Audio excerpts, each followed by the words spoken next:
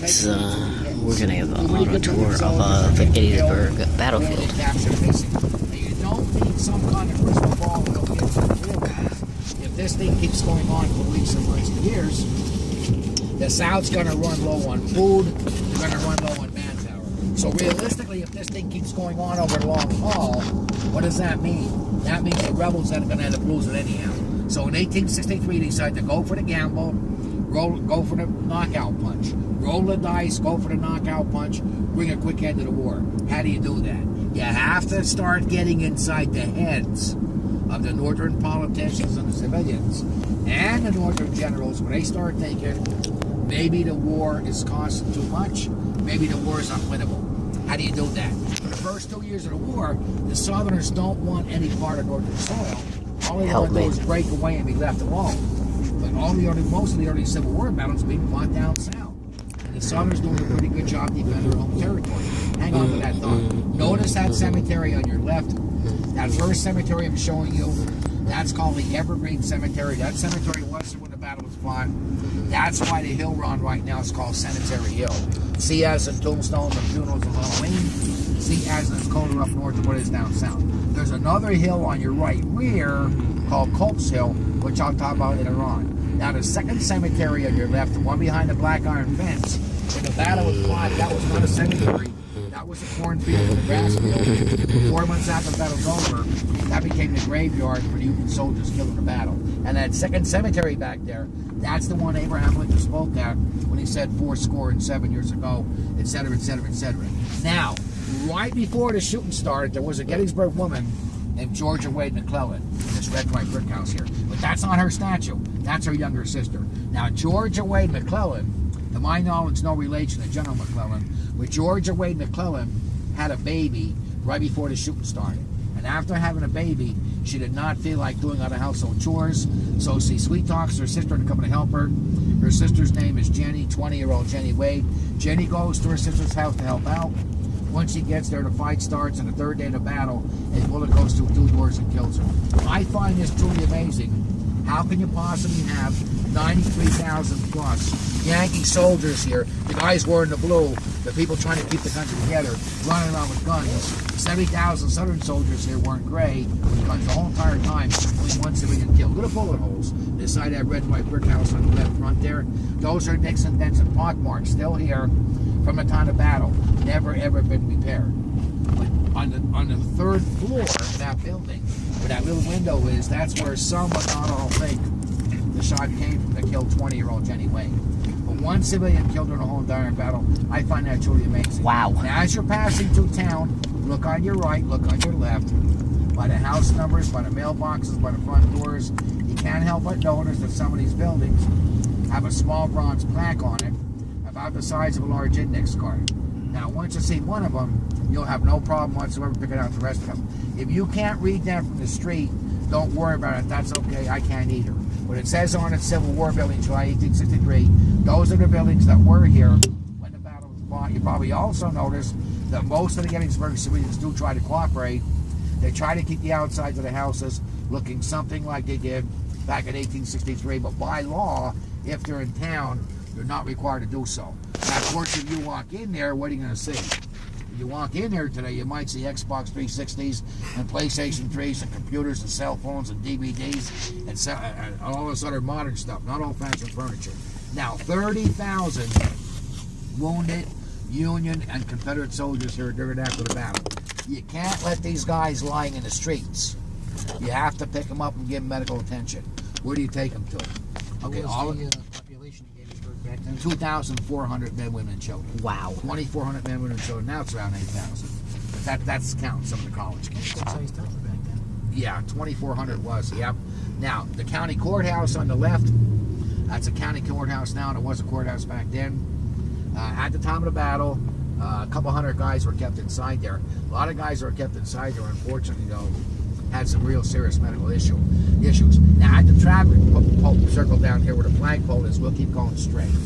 Okay, we'll keep going straight, they'll put our notice. Now, most individuals, when they come to Gettysburg, the first thing they're thinking about is not the battle, but Abraham Lincoln. Abraham Lincoln's going to arrive here 4 months after the battle's over. And the night before, he says 7 years ago, he he's going to be a real guest at the home of a man named Judge David Wilkes. Now, once we get up ahead here, you'll see off to the right of where this orange piece of equipment is up here, there's a house in the corner, a red and white brick structure, and green shutters on it. On the second story, that's the room that Abraham Lincoln slept in the night before he dedicated that cemetery and set 7 years ago. That's where he puts the finishing touches on his Gettysburg Address. I totally love the story about Abraham Lincoln writing that speech on a train. That is so cool. We'll keep going straight here at the flagpole. Okay, that is so cool, but it's not completely true. Abraham Lincoln wrote most of the speech, we believe, in Washington, D.C. He put the finishing touches on here in Gettysburg, and perhaps on the train, he probably changed some of the wording. Maybe changed a sentence or two and added or subtracted a few. Now, how did Abraham Lincoln get here? He's not going to get here by car. He's not going to get here by bus. He's going to get here by train or SUV. Now, right beyond these motorcycles on the right front, you'll see some railroad tracks here. And where that gray brick building goes on the right front, where you see that red, white, and blue open sign, that's the same train station Lincoln's going to use when he comes here to say 7 years ago. Now, you notice we went by a movie theater there. Speaking of movies, years ago there was a movie out called Remember the Titans, starring Denzel Washington. That was a football movie. In that football movie starring Denzel Washington, the coach, takes these guys to a certain area so they get along and work together. Takes them to a certain area called the Gettysburg College. Okay, not the Hollywood one, not the movie one, but the real, authentic Gettysburg College we're passing through right now. If you look on your right, look on your left, you'll see sorority houses, fraternity houses, a campus chapel, administration building, classroom buildings. 3 students going to school here. That are about 3,000. Also. Now, I'm not going to lie to you. What I find very interesting is the fact that in some years, the students from the Gettysburg College, they come here from 40 different states, United States of America, and 25 different countries. I don't know individually where all these college students come from. That's not my business. I don't need to know that. If I'm going to be honest with you, I have a tough enough time trying to figure out where the 1,300 monuments are on the battlefield. I'm not worried about these college kids, but I know Illinois is important, and Illinois might be a little bit far away, but it's not really all that far away. I'll bet you there's students from the state of Illinois going to school here, and possibly some in your own neighborhood, your own immediate area, possibly. Now, 25 different countries, we'll make a left-hand turn up ahead here. 25 different countries, that's even more significant. You want to stretch the truth. The students at Gettysburg College are sort of multinational. Not only are the Gettysburg College students multinational, but the Union Army of Pontiac is also multinational. Close to 1 out of 4 Northerners who fought in the battle were not even physically born in the good old US of A. The largest group of immigrants came from what is now Germany and Ireland. Most of the guys who died, right up ahead here, most of the guys who took the last breath they ever took on earth, right up ahead here, they spoke the Prussian or the German language a lot better than what they spoke the English language. Here's one of the 82nd Illinois Monument. Soldiers that were foot soldiers. Anytime you want a picture, you stop me. Okay? Hang on. I don't have a script, okay, which means I don't have a memorized speech. I'm just pointing and talking. So feel free to interrupt me as much as you want. If you want a picture of something, you just tell us to stop, and we can do that. Now, it says first line of battle. What exactly is that? They're right here, shoulder to shoulder, elbow to elbow. This is where the first line of battle was. They had a second line when they got pushed back beyond those goalposts. Then they got attacked again, then they went back toward town. Then they went to Cemetery Hill. So there was Cemetery Hill where Pickett's was at? No. Well, he's on Cemetery Ridge. That's just south of Cemetery. Back then the states had their regiments, whereas today's military is, you don't have any kind of... Exactly. Okay? And where you see the regimental marker here, that's where that particular soldier is going to end up fighting. You can't stick the monument anywhere you want to. You have to put the monument where the guys actually were. Otherwise, up on top of the round top, you have 1,300 monuments. But most of the places where you see monuments here today, that's where we would have seen them back then. Or you would have seen open fields and farmlands back then.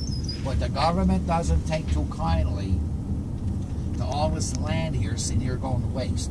So what they do, they lease out land to local farmers, and they let the farmers plant their crops here. If you're going by here right now on the right, you might see a grass field. Sometimes of the year you might see a wheat field or a cornfield or a soybean field or whatever. But a cardinal guideline here is most of the time here today, where you see open fields and farmlands here now, that's where we would have seen them back then. Tree lines and forest. If we can, we'll make a right-hand turn for the stop sign. Tree lines and forest here today, where you see tree lines and forest here now, that's where we would have seen tree lines and forest back then. But the undergrowth of vegetation is a lot thicker right now than what it was back then. That's because back at that time, you didn't have all this traffic and all these roads that we have here today. And you had farm animals roaming around a lot more freely. And the farm animals kind of kept the vegetation down. But most of the time when you see tree lines and forest here, notice rock walls.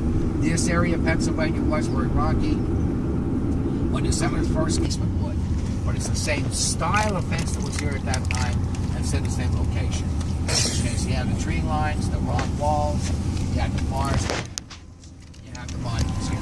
Now, you would have been here 75 years after the battle was over, and what's he doing here? Let's go right here. Okay, he came here to dedicate that monument on your right.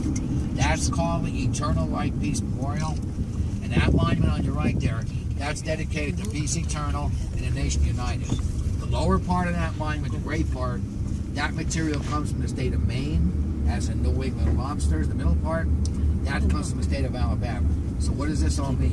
Material from the north, plus material from the south make one monument.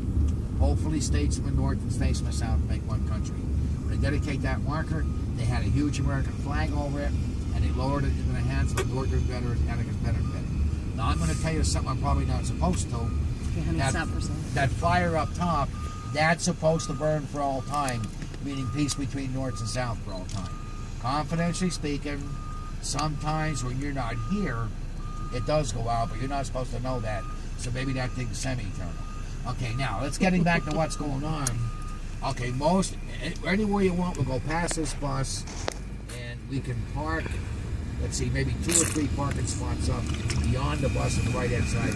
We'll see there for a couple minutes. Okay, yeah, we'll go for a little further, yeah.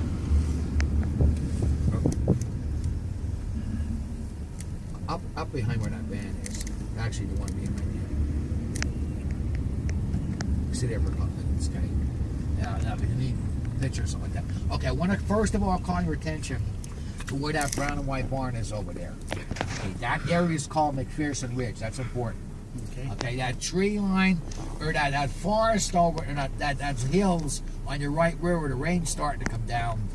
That's an area out there called Cashtown. Okay, now the main reason why the Southerners are coming to Pennsylvania from the south, they want to invade the north. That's going to force the Yankee or Northern Army to follow those guys back up here. Once you have the rebel army on Northern soil, once you have the Yankee army coming back up to protect their own soil, then the rebels want to fight a big battle, destroy, demolish, annihilate, clobber the Northern Army on their home turf. That's going to open up a clear path to Washington, D.C., march into Washington, capture the Capitol, maybe even Abraham Lincoln, and guess what? The war's over. And then the Southerners will start winning fights up here.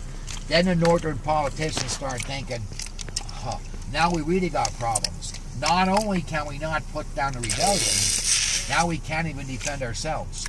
Now, up until this point in time, the Southerners don't want any part of Northern soil.